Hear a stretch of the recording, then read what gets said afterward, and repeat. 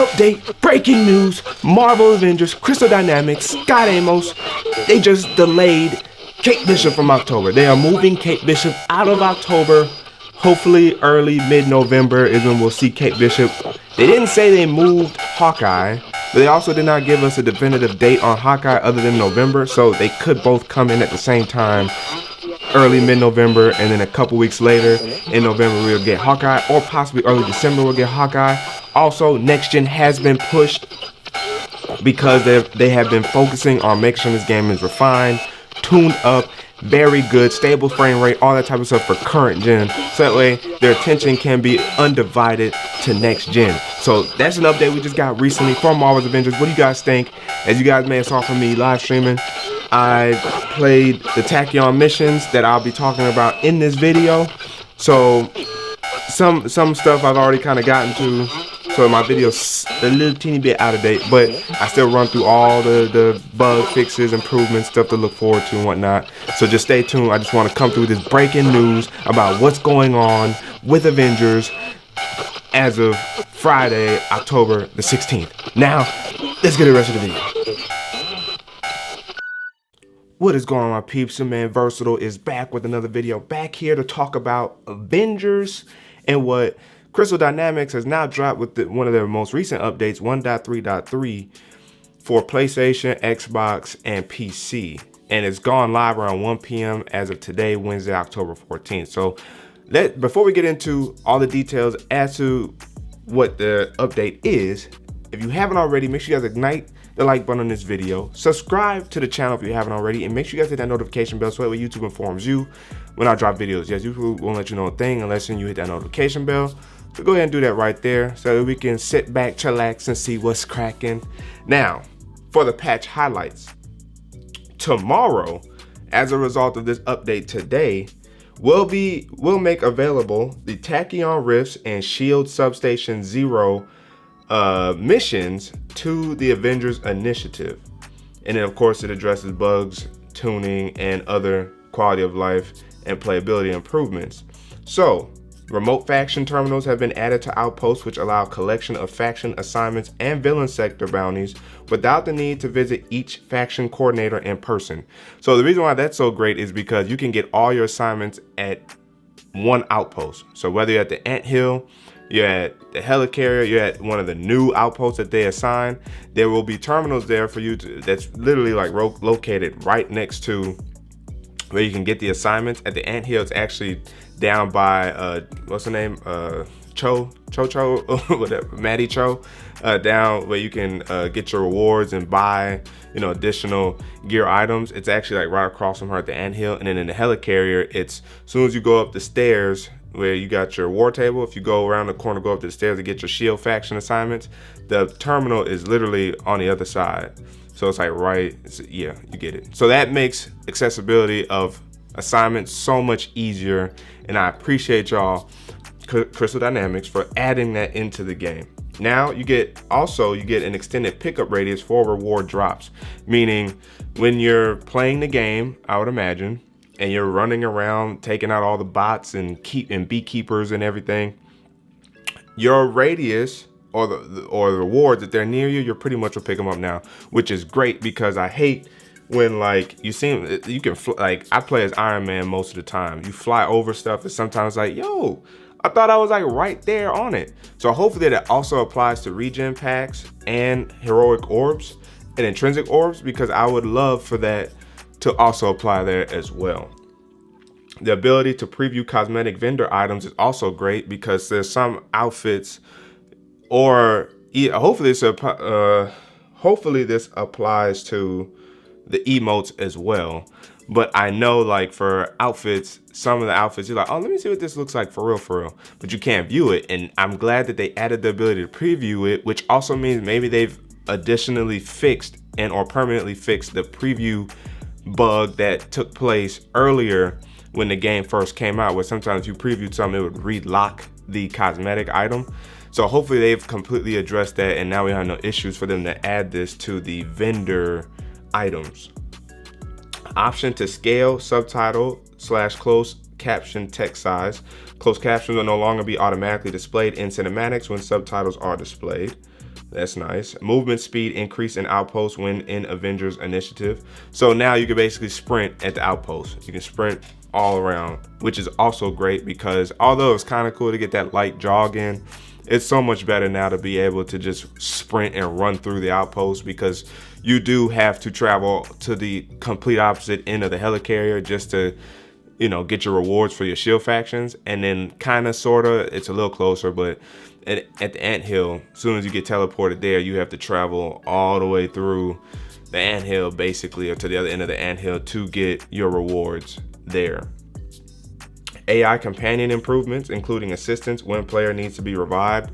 Thank you, Crystal Dynamics, because there are several times where I get downed and my support system act like I don't exist. I'll be sitting chilling like, yo, over here, please. And I'm just watching the time tick down. And I'm like, I'm about to have to restart this mission. Oh my goodness gracious. So that's a good improvement. Improved Mega Hive rewards. They are now guaranteed to give 2 exotic gear items and an increased amount of upgrade modules upon completion. Thank you. And for me, thankfully I have 4 left because I'm like halfway through the heroic hive, but or at least the gauntlet anyway. Hopefully this applies to the gauntlet as well. But I have 4 more levels before I completely complete this gauntlet. It will be nice to see cosmetic gear items of the exotic form and a bunch of more upgrade modules be rewarded in the heroic hives as well, of the gauntlet. I will be doing the other hives, the mega hives, of course, and it did clarify mega hive, so I would imagine the gauntlet is considered a mega hive. But please, because the way you have to upgrade, once you hit 130, it's easy to get to 130. It's once you get past 130 where you're like, I need this many upgrade modules. Like, yo, you could have started off slow, like, you know, 1, 2, 4, 6, 8, 10, 12, you know what I'm saying? But it jumped from 3 or 4 to 5 to 6 to 7. I'm like, yo.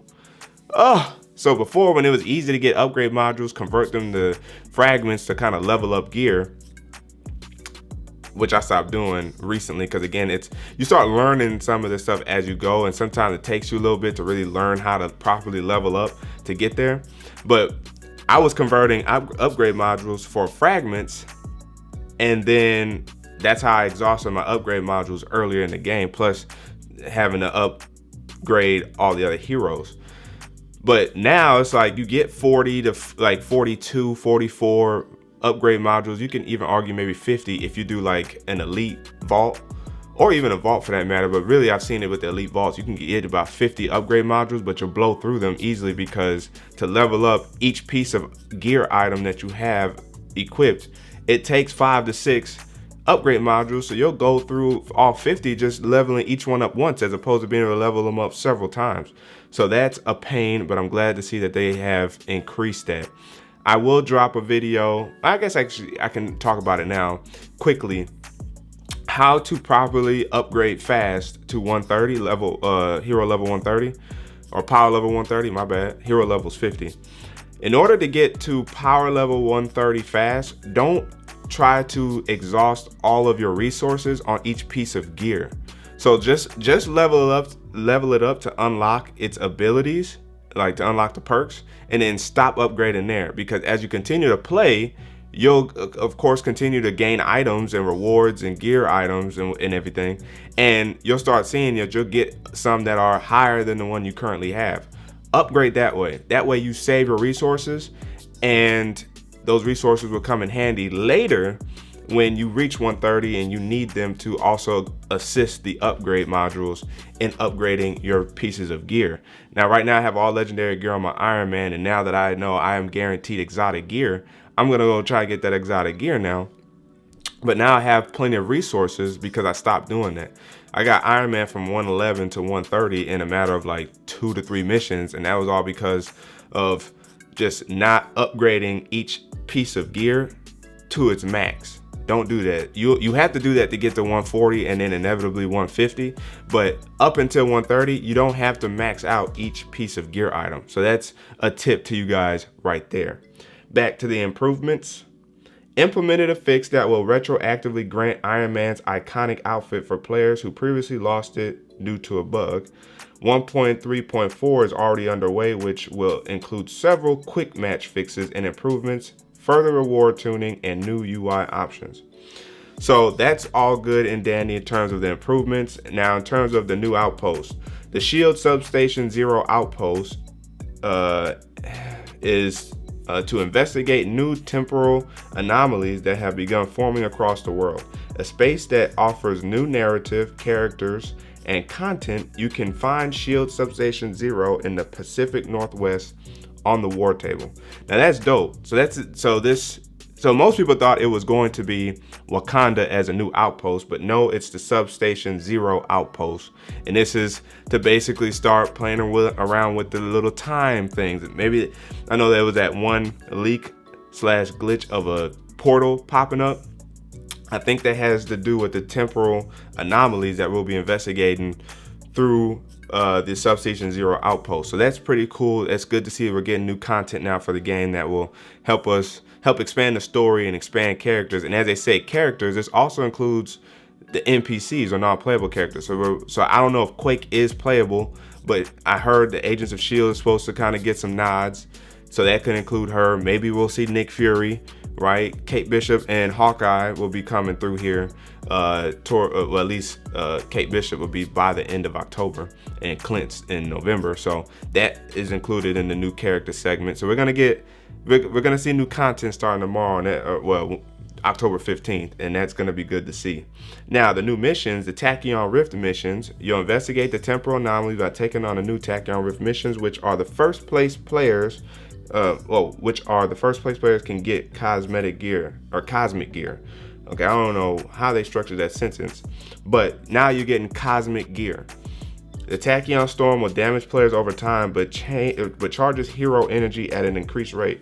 With the Meridian modifier active, players can pass through temporal anomalies to extend the time you can spend within a Tachyon. Brother, who wrote this sentence or these sentences for Square Enix, Crystal Dynamics, Marvel's Avengers update page? Because it is crazy trying to read this right now.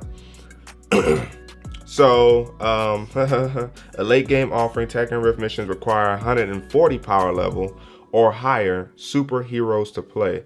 These missions are available once per day and rotate out daily. So this is the advantage, and this is the hard work that you kind of put in between getting the game and the new content. Is if you've been grinding and playing the game, you've been trying to get your heroes to the power level 150 max. Right now, Iron Man's at like 141, 142, Thor's at 131, and then like Captain America's at like 100 or 110, Hulk is like at 100, 110, and then Black Widow is like 90 something, or maybe I got it at 100, and then poor Kamala, she's at like 82. That's just because I exhausted all my resources as I was going through and didn't catch on to what I should do properly to upgrade each hero. So yes, once I get Iron Man to 150, I'm gonna go back, get Thor there, go back, get Cap there, and basically in the order that I said, and then I'll be, all maxed out. That'll be great. So I'll be getting my 2 trophies here soon in terms of the power level 150 trophy and beating the elite heroic hive. That's what I'm interested in. But y'all better get to leveling up. There's incentive to leveling up and playing this game, because now you get to be involved in these missions, and this is where the fun starts to begin, you know what I'm saying? So other issues: address multiple causes of infinite loading screens, multiple crash issues resolved, improvements to save data integrity. One of the issues I kept running into recently, especially after the previous update, was the game was crashing on me from time to time, especially as I'm in the middle of like doing a mission and I have to start all the way over. The advantage was it happened to me on a vault. So not that I wanted to go back through the vault again, but I was showered with rewards and gear items and resources. So thank you for that. But yes, overall, I don't like the game crashing. Improves reliability of backup saves used immediately after completing the reassemble campaign. Fixed issue that would sometimes cause Abomination to become unresponsive in war zones. thank you for doing something with Abomination, period, though. Because to me, it wasn't that, unless that's what they're calling it, as unresponsive, but his health would barely drop, and or he would start to play and basically God mode us by just continually jumping up and down, or just consistently throughout the whole match. It's nothing but green fog or gamma. So you're like, I mean, we could barely get up close to you and fight. So that was one of the issues I was having, because it took me about 4 hours to beat Abomination one night. I was up from like 12 to 4 a.m. trying to beat the boss level, and I was playing on normal, and then I bumped it down to easy, and I was still having trouble. Now, since then, when I did another mission, I didn't have as much trouble, thank goodness. But nonetheless, especially when you play the boss level with Abomination in New York or on the Eastern Seaboard, that's the problem. Right there is that specific boss level mission for Abomination. But thank you for addressing something with him. Continuing, reduced how often trapped Inhumans and SHIELD agents will ask for help. Thank you. Companions will now help hold an area in Warzone missions during the code validation phase. What? They still won't activate the small code terminals to prevent them from accidentally messing with your progress. Okay, that's interesting. Improvements in companion assistance with players need to be revived. Increased chances of a successful parry from companions. Oh, nice. Fix an issue where Thor and Iron Man companions would become stuck and hover. That didn't happen. Well, I know one time Thor got stuck in a level while we were fighting Abomination. Movement speed increased in outposts when in Avengers initiative. Yeah, remote faction terminals are now available. Read that. Remove requirement to purchase an item from Chastity McBride when visiting her for the first time. That's basically in the story. Prevented the majority of cases of enemies getting stuck behind doors during missions. Thank you. We are actively working to resolve the remaining bug triggers. Fix an issue with destroy core objectives in Warzone missions where players could complete steps out of order, thus halting objective progress. And fix a bug where the Elite Exo could teleport out of the world. Thank you. So those are some good things to see there. I had one issue in particular. Yeah, I'm looking for it now. Oh, please, Crystal Dynamics, allow everybody to access everything in a level. Meaning, improve Iron Man's power attack, so that way he can smash through doors without having to bust out the Hulk Buster to break down those near unbreakable little terminals, and then allow everybody to hack terminals as well, because Kamala technically showed she could hack by hacking Tony Stark's file in AIM's server, as you saw in the story. So she should be able to hack with no issues. Black Widow should be able to hack with no issues. Iron Man can hack with no issues. Thor can electrocute to hack with no issues. Hulk should be able to just smash through the door, or shrink down to Bruce Banner, hack it, and then resize back into the Hulk. For those or just make it smart enough to know, depending on what character you're bringing into the game, it will change those parameters or conditions to gain those rewards behind the whatever locked thing it is. So if you are playing as Kamala and you don't want to change your hacking skills, just make sure that there's no hacking terminals, it's all smashable terminals. And then the same with Hulk, make it smashable and not hackable. And then with Iron Man, and I guess you could say that with Thor as well. And then with Black Widow, Iron Man, they can be whatever, because, well, they should be hackable and not smashable, because because Black Widow can't smash through anything. So that's, please fix that. Please fix that. Now, in terms of multiplayer and matchmaking, renamed launch mission button to ready up while matchmaking in the Quinjet to make it clearer about the button's function. Improved text clarity related to matchmaking options in the Quinjet. Resolved an issue where players were unable to find a strike team as selected heroes via quick match after naturally matchmaking for a previous mission. Improved stability after the host has left the match. Disabled pause in Quinjet to prevent loading issues. Fixed a rare bug that caused heroes to lock when invited directly from a reassemble campaign mission to a strike team. Fixed an issue where requested companions would not despawn, resulting in duplicate heroes when a player disconnected. Strike team integrity is kept intact when reloading checkpoint in hives. That's pretty dope right there. And so you can just continue to play with the same strike team. In terms of the user interface, players can now preview, I said that, tactical awareness now stays on longer. Removed unnecessary shoot and punch tutorials, thank you. Fixed various localization issues in Arabic, Italian, and Polish. Added accessibility menu to settings for easy access to those options. Added option to scale subtitle / closed caption text sizes. Closed captions will no longer be automatically displayed. Yep, I said that. In terms of combat, let's see. Fixed issue that would cause some players to not be invulnerable immediately after reviving. Fixed rare issue where Black Widow would lose Veil of Shadows buff shortly after triggering. Thank you for fixing that. Fixed an issue where Iron Man would counter fire, would not always trigger after evading. Thank you for fixing that.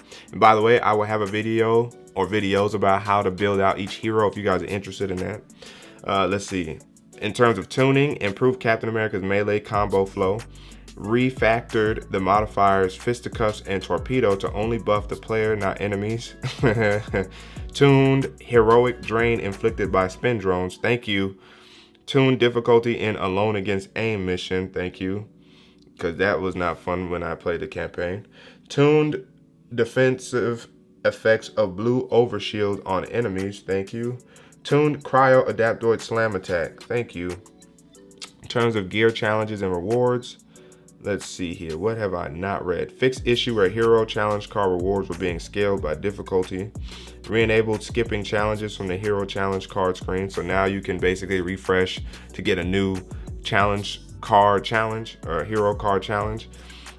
Fixed several issues with the tracking of various hero challenges. Fixed an issue with Thor's grip of Fenrir's Maw where boosting didn't properly unlock perk. Extended pickup radius, if I said that. Fixed several issues where deciphering rare patterns at the fabrication machine wouldn't award a cosmetic item. Fractured Hulk skin is now properly unlocked and accessible in the outfit menu when awarded. Unbroken Hulk skin should no longer disappear from a player's inventory after being awarded. Fixed the appearance of both talisman artifacts in the gear menu. Fixed an issue where one of Kamala's gear pieces would drop an Iron Man perk.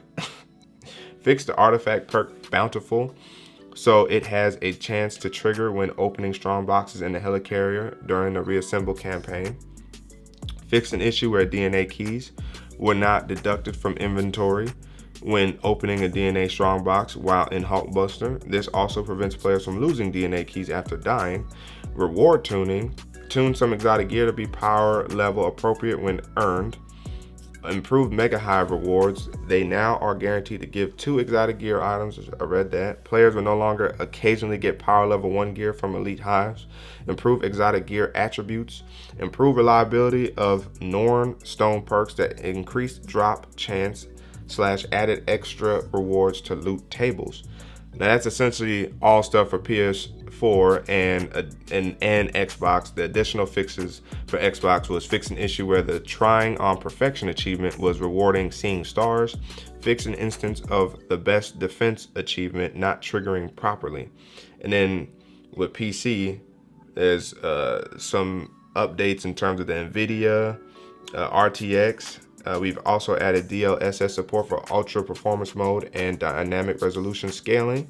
Added support for NVIDIA's DLSS upscaling technology. Fixed problems with mouse and keyboard sprint when set to hold to sprint option is available. Fixed for Thor and Cap range abilities when using toggle to aim. So, and there's still work at so many other issues, but those are all the issues that was addressed in this update. I believe the size for PS4 anyways around 3 gigs, so it's gonna fix and or update some things and improve some things as was read there. So thank you Crystal Dynamics for that, and let's look forward to the new content coming October 15th as the recording of this video, which today is the 14th, the day before that. Let me know down in the comments below, what are you guys looking forward to? Did they fix any problems that you are having? Are you still playing the game? Are you excited to come back and play tomorrow? Are you excited for the new stuff? Are you ready for Kate Bishop, Hawkeye? if we get Black Panther at some point, Wakanda being in the game. By the way, there are so many good audio files. If you guys aren't paying attention to the intelligence files, there's so much good information that you can glean out of there in terms of like Captain Marvel, which basically hints that she's probably gonna be in the game at some point, or of course time travel, because of, if you guys played the campaign, what took place at the end of the campaign with the transmission that was basically sent. Where did that go? Wakanda, Thor having problems with his family, which means something might not be going so well on Asgard, right? They are ignoring Thor, his parents. Thor Odinson and his mom Frigga are not responding to Thor's outcries. There's a lot of good information in those intelligence files that really make playing this game even more fun and intriguing and hopeful in terms of what Crystal Dynamics can bring to the game later as a result of where they're going just with the intelligence files, giving us background information and like foreshadowing information or foresightful information. So they're doing their thing with this game, and these fixes as they come out will, you know, be less of a problem, and they can focus more on giving us content, and that's like probably the biggest excitement out of all of this. So again, shout out to Crystal for these fixes. Thank you, and let's get back to playing this game. If you haven't already, make sure you guys ignite the like button on this video, subscribe to the channel, and hit that notification bell so that way YouTube informs you when I drop videos. Yes, YouTube won't let you know a thing unless you go ahead and do that right there, so you can sit back, chillax, and see what's cracking. But your man Versatile signing out, and until the next video, wait for it.